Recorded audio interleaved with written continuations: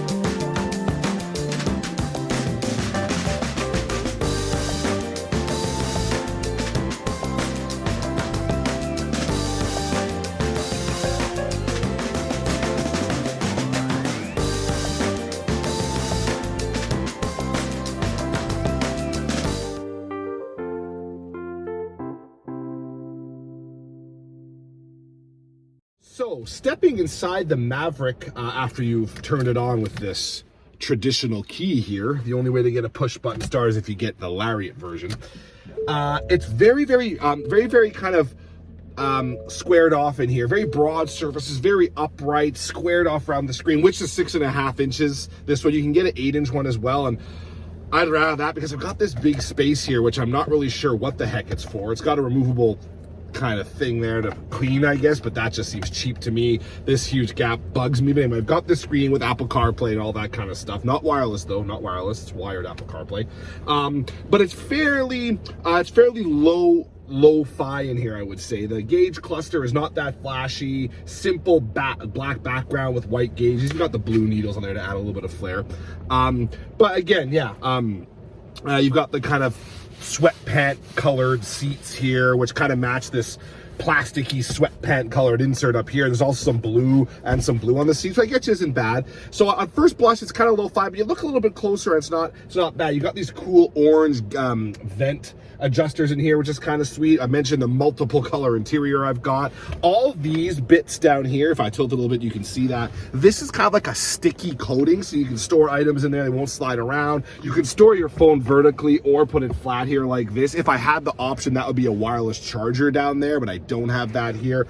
So, you know, it starts to kind of kind of brighten up a little bit the more you look at it. Plus, we've got a sunroof and lots of headroom. That's one of the biggest takeaways for me, is how much headroom I have back here, which I rather like. Fairly upright seams. The seat is kind of firm though, and I worry as I spend more time behind the wheel, it's going to start to bug me a bit, but we'll see. So you're sitting pretty high. Lots of cool features: heated seats, heated steering wheel, automatic climate control. These are all part of the XLT trim. Those are all options, I should say, for the XLT trim. They're not standard there, which is kind of a bummer. 2 USB ports, USB-C, USB-A, dial style shifter. If you look there, you can see that dial style shifter, which is not the first time we've seen that on a pickup. Ram's been doing it for a while on some of its big full-size pickups too. So kind of some cool bits. One weird thing is this door pull here. See how it just kind of ends like that? At first I was like, what the heck's the point of that? Then I realized though, because it ends that way, it allows you to store larger water bottles. You can see that, larger water bottles there, because the door pull won't get in the way. It's a bit awkward. and it would be tough to grip if I were wearing work gloves or snow gloves at the end of April during a snowstorm, right, Ontario?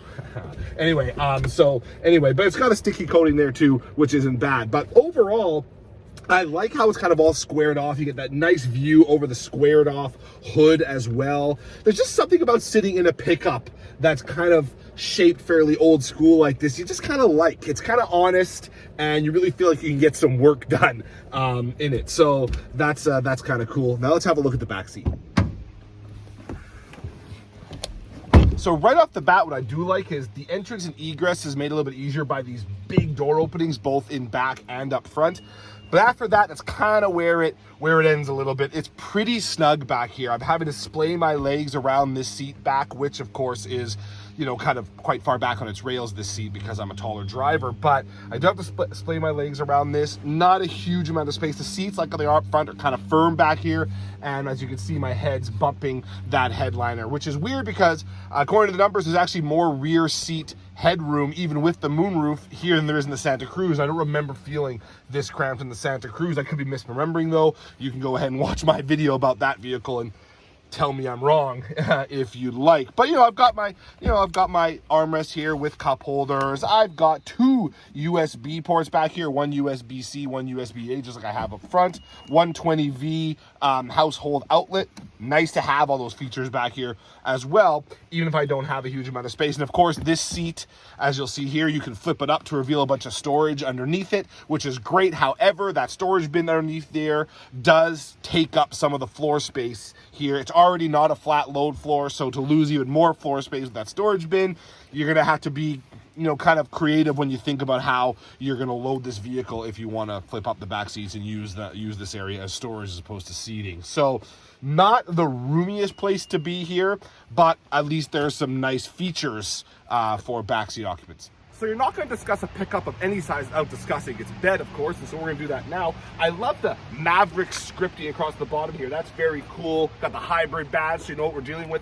The tailgate isn't damper at all. It just kind of flops down. I don't love that. There also aren't any bed access features to speak of. There's no extra steps or anything. The bumper has a bit of a grippy coating to it, but that's about it. But then again, since it's such a low vehicle, you can very easily reach over the side to load it, so maybe you don't need to access the bed quite as much. 4.5 foot bed, that's your only choice, which means it's almost as wide as it is long, but it's big enough to fit mountain bikes. You want to swing one of the tailgate protectors over the back there, camping gear, and so on.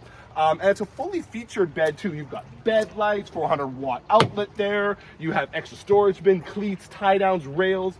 You've got bed liner as well. So fully featured. And if you need more length, if you really want to, instead of storing just a bike, you want to store a dirt bike, there is a bed extender option as well. So if you need longer items, you can do that. And that back window does open, so you can thread stuff through there if you really have to. I'm not sure I recommend that, but there is the sliding window if you need to. Yes, this is the new Ford Maverick, and yes, it is a pickup, even though it was originally like a 2-door compact coupe. Some might say pony car. Have a look at the movie Fast 5 to see what the original Maverick looks like on the silver screen. But it's a pickup now, and Ford's not the first manufacturer to commit the crime of taking the name usually associated or previously associated with a car and putting it on the back of a truck or SUV. Ever heard of the Mitsubishi Eclipse Cross? So Maverick it is. Now, I hope you'll excuse the somewhat bougie, is this bougie? I don't know, fur-lined leather jacket, but there's a good reason for it. Top Gun Maverick movie is about to come out. At the time of filming this, we're at the end of April here. It comes out at the end of May, so by the time you see this, it'll probably already be in theaters. And in the original Top Gun movie, a movie that I absolutely love, Tom Cruise plays a character whose call sign or nickname is called Maverick. He's a pilot, and he wears like a flyboy jacket like this. Now, I probably could have found a reasonable facsimile or a perfect replica of the jacket he actually wears on like Amazon or eBay or Alibaba or something. I didn't want to do that. This is a perfectly good stand-in. Now, what about the San Diego Padres hat? Well, if you've seen the original Top Gun movie, you'll know that the Top Gun Flight School, which is something that I believe still exists, originally was flown out of San Diego, California. It's been moved to Nevada now. And of course, to complete the Maverick look, gotta throw on the aviator shades, right? Well, maybe. Trouble is, it's not exactly aviator shades weather. It's rainy as all get out here in Vancouver, and if I don't look like enough of a poser already wearing this jacket in this vehicle right now, I would look like a super poser if I kept these sunglasses on. So see you later, aviator. Naming conventions aside, the Maverick's actually a really interesting study. As I said before, it's available with either front-wheel drive or four-wheel drive, and with either a hybrid or turbocharged gas powertrain. But here's the thing. The hybrid is actually the entry-level powertrain. You'd think it would be the upgrade, but it's not. The 2-liter EcoBoost is the upgrade motor. The hybrid makes 191 horsepower and 155 pound-feet of torque. The EcoBoost 2-liter makes 250 horsepower and 277 pound-feet of torque. But there's yet another twist. The hybrid can only be had with front-wheel drive and only on the XL or XLT trims. The gas engine you can get 4-wheel drive and have it on XL, XLT, or Lariat. So not only is the hybrid not the upgrade engine, it's the base engine. You can't even get it on the top trim of the Maverick. If you want the full load, you have to go with the 2-liter EcoBoost. Like the Santa Cruz, which the Hyundai Santa Cruz, I should say, which you've seen me drive on this channel before, it is a pickup, yes, but it's a pickup meant to try to take some sales away, or have people that would normally be crossover buyers or somebody thinking of upgrading from their compact car to a crossover to maybe consider a pickup as well. You get the added practicality of a pickup bed, but hopefully you get the interior environs, the powertrain, and so on of a crossover. And when you got a hybrid front-wheel drive powertrain, that's a very kind of crossover-like drive powertrain, much more so than it is a pickup truck powertrain. Obviously, Ford is going, you know what? In Canada, they love their hybrids there. They also have their 4x4s. We're going to give them the option to choose either one. So they brought us two motors, did Ford, whereas Hyundai did not. Their decision makes the buying process a little more complicated when it comes to the Ford, I guess. Not a lot, though. What does make the buying process more complicated when it comes to the Ford is something that American manufacturers have done for years, and they still do it, is just the sheer, there's too much choice, too many options. I talked about all those optional features in the interior shot earlier. Like, why so many options? You're gonna get the XLT, why do you have to option up to a heated steering wheel or heated seat and so on? You should already have it, whereas with the Hyundai, there's like 4 trims you can get, I think, or something like that, and there's hardly any option packages or options available for any of those trims. This is what you get, you pay for it, this is what you get, move on. So much simpler than having to spec things so individually like you do with the Maverick. Maybe that is a kind of a nod to the fact that the Maverick could very well be the vehicle of choice when it comes to fleet buyers of small pickups, whereas the Santa Cruz might not be so much. So maybe those fleet buyers want more choice, but I don't know, man. I just think it makes it too complicated. But I do like how you can get 2 different powertrains with the Maverick. Do I wish you could get an all-wheel drive with hybrid? Maybe, but I think that would just maybe add too much weight, would just hurt the capabilities too much of the vehicle or something. Maybe that's it. Or maybe it's just the fact that Ford's going, you know what? People that buy a hybrid, they don't need all that capability. They're buying a hybrid because they want good fuel economy. They're not going to load dirt bikes onto the back of this thing or whatever, but they're going to put camping gear in the back, which the hybrid's capabilities are fine for. And Ford's going, so I don't need to do a hybrid and a 4x4. The buyer is different for those 2 powertrains. That could be the thought process, and you can see why that, why that holds some water. Right. So about that drive, when you're sat in here, you really do feel like you're in a truck more than you are in the Santa Cruz. The seats are quite flat. Everything's very upright here. It's not quite as ensconcing as the Hyundai is. I also had a chance to actually sit in an old previous generation Ford Ranger during my time with this, which is actually about the same size as this is, the new Ranger obviously being a lot bigger, and we'll talk more about that later on. But you definitely have more space in this. You sit a lot higher in the Ranger. The floor is a lot higher, pushes my knees up a lot more than it does in this one. So while this does have slightly flatter seating, it's not like it's to the point where you really feel like you're driving a tractor on something, and it's still a body, this is not a body on frame vehicle. This shares its platform with the Ford Bronco Sport, so it is actually a unibody vehicle, whereas the old Ranger is a body on frame pickup. So with that, you get a lot more kind of gear pushed up into the cab, less room as a result.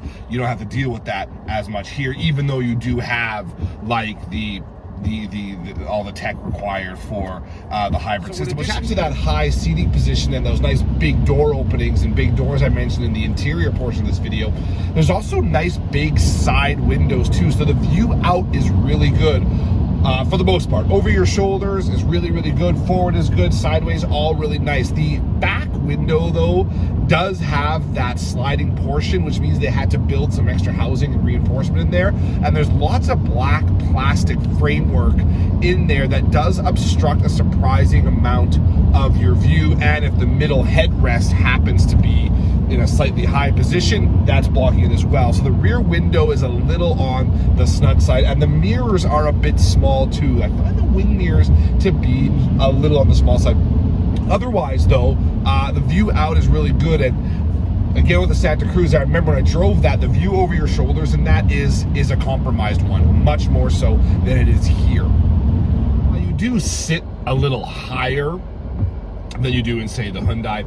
It doesn't ride like a vehicle that you'd sit high in would ride, I guess is the best way of putting it. It's very well dampened. I was really impressed, or am really impressed, with how well it takes, you know, speed bumps, regular everyday bumps, and so on.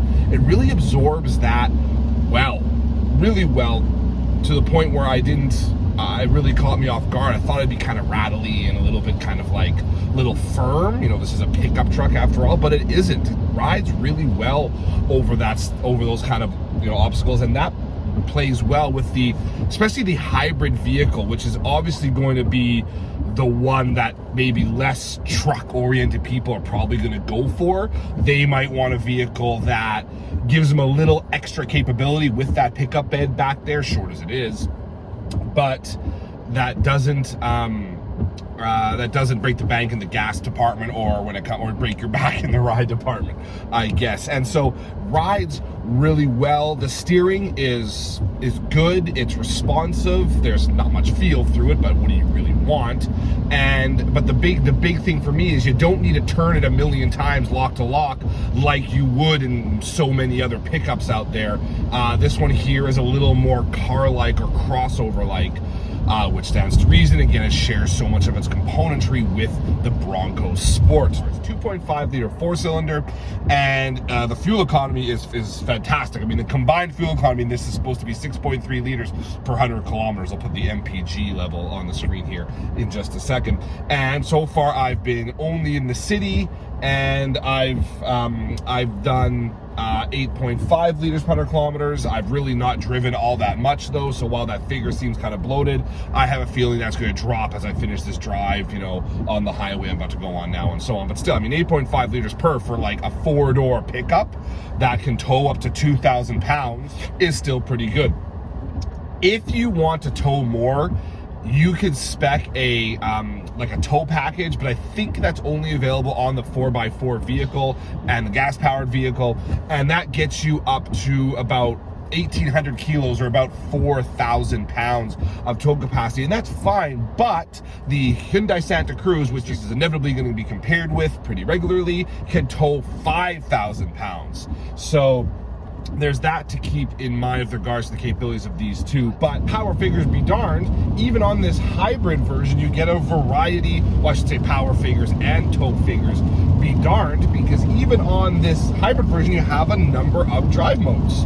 Sport mode, normal, tow haul, you got a tow mode, even though this isn't the towing champ of the Maverick lineup, and a couple others as well. That's pretty cool. I'm gonna put it in sport right now.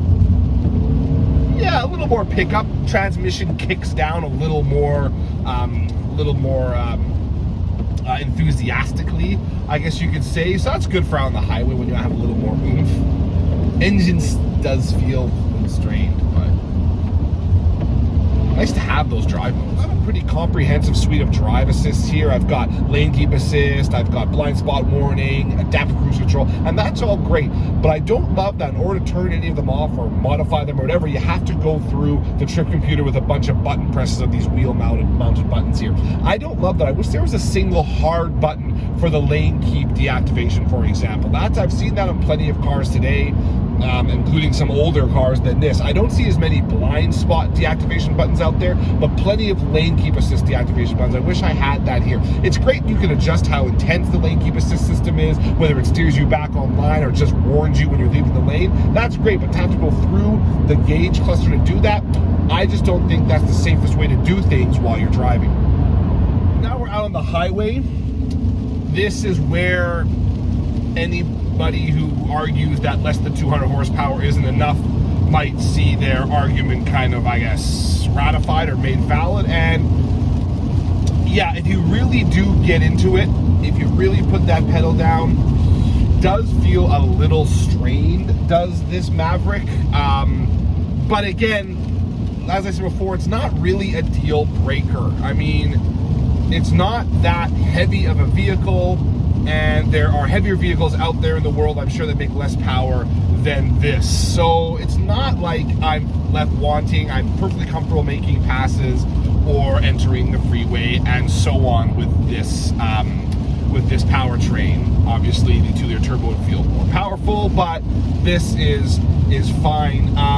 It's a little noisier here, of course, on the highway. I'm getting more road noise than I did in the city, but wind noise is surprisingly low, and you could probably thank the kind of the shape of the front end of this Maverick, which looks pretty unique compared to almost every other Ford out there, including the Bronco. Then again, nothing's going to look like Bronco Sport. Then again, nothing's going to look like the Bronco Sport except for the Bronco, so that's unique too. But this is pretty unique, looking different from F-150 and Ranger and so on.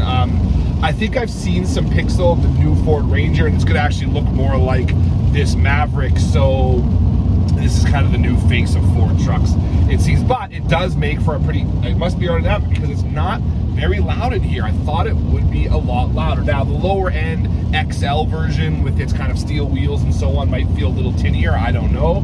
But this is not bad. I'm having to speak maybe a little louder than I normally do. I guess if I close this, probably quiet it down a little bit than I normally do for these videos and this, but it's not too bad.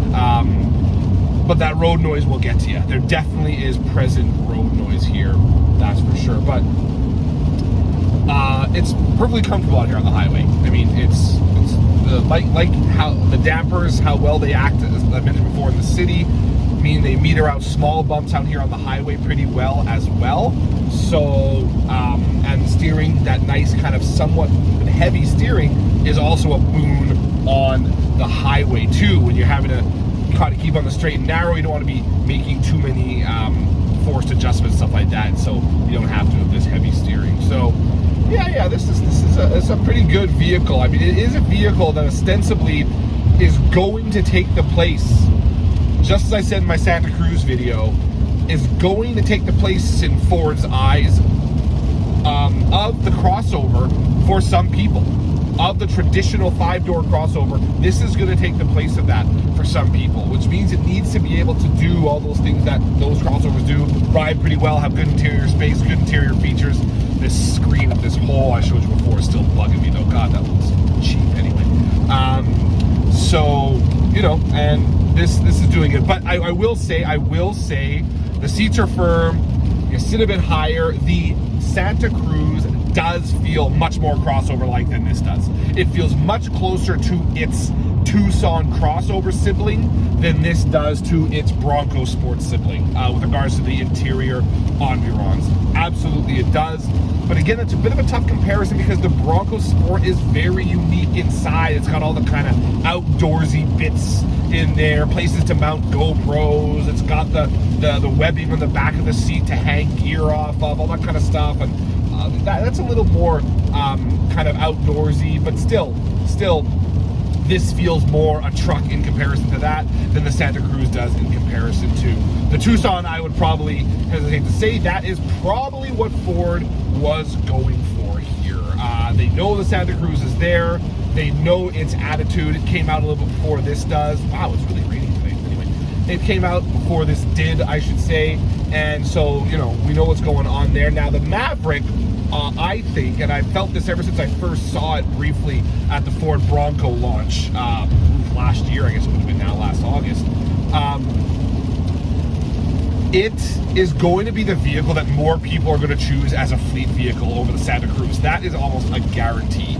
Just the way it's shaped, the interior, how boxy it is, all that kind of stuff, I think it's going to be the more fleet-based vehicle. Not to mention the fact that it's about the same size as that old Ranger. You don't get the same bed length that the old Ranger got. You used to be able to get like a 6-foot, even I think a 7-foot bed in that Ranger. Maybe a 7. I know you get a 6-foot bed, or 6.5 or something. But that was more capable for that. But I think this, for a lot of people who saw the new Ford Ranger come out and were like, nah, it's too big, it's too close to the F-150, I don't want that, but I do want to pick up. This might work even for some laborers. Even though the bed is not that long, I think this could be a really good option for them, more so than the Santa Cruz ever would be. I'm sure of that, and Ford is probably going to be pricing the lower end models like this vehicle to appeal to more fleet buyers. There's probably a whole fleet program for the Ranger, I would imagine. So, or for the Maverick, I should say, I would imagine. So I think that's kind of the idea here with this. And that's fine, but it pulls a pretty neat trick of being a pretty usable non-fleet buyer vehicle as well, an everyday car for somebody considering a crossover, but maybe wanting something with a little extra out back, and this kind of provides that. So that's pretty cool. I mean, I like sitting in here. It's comfortable, easy to drive, really easy to play. I mentioned that before, how I got that high seating position, those squared off kind of corners, which again the Santa Cruz does not have, makes this really easy to maneuver in tight quarters. I've made some pretty tight parallel parking moves in this, 3-point turns in the city, all that kind of stuff, all done relatively easily in this car, which again is a byproduct of the way they've shaped it, the way they've tuned the steering, and so on. So I think you're going to get the more usable, the more functional car with the Maverick. You might get the more comfortable or stylish car with the Santa Cruz. Personally, for someone who considers myself as a buyer that would consider kind of a pickup light like this over a crossover, I'm glad I have the choice. There's these two. I'm sure GM, if I haven't already announced something, off the top of my head I can't hear it, they might be doing something along these lines as well. So the small pickup might be coming into a bit of a heyday here, and these first two examples, the Santa Cruz and the Maverick, are good indicators of what could be coming. Update on the fuel economy as we come to the 260 kilometer mark of this drive that's taken me on the highway, through the mountains, through a couple of cities. I'm sitting at 6.8 liters per 100 kilometers now. I've only gone through just over a quarter of a tank during this drive, and to be honest with you, that's pretty good. At today's fuel prices, those are some pretty big savings. And I wasn't hypermiling it. I wasn't driving any differently than I normally would. Just normal driving, 6.8 liters per. I'm happy with that. Thank you for tuning into this review of the Ford Maverick pickup. If you haven't already subscribed to the channel, please do. If not, no hard feelings, of course. You can follow me on Twitter at Dan the Wheelman and on Instagram at Dan the Wheelman as well. Have a look at wheels.ca soon, where I'm actually going to be doing a comparison test between, a written comparison test between this vehicle and the Santa Cruz. You'll be able to see them side by side there. So thanks for tuning into this. I hope you can tune into that. And until next time, over and out.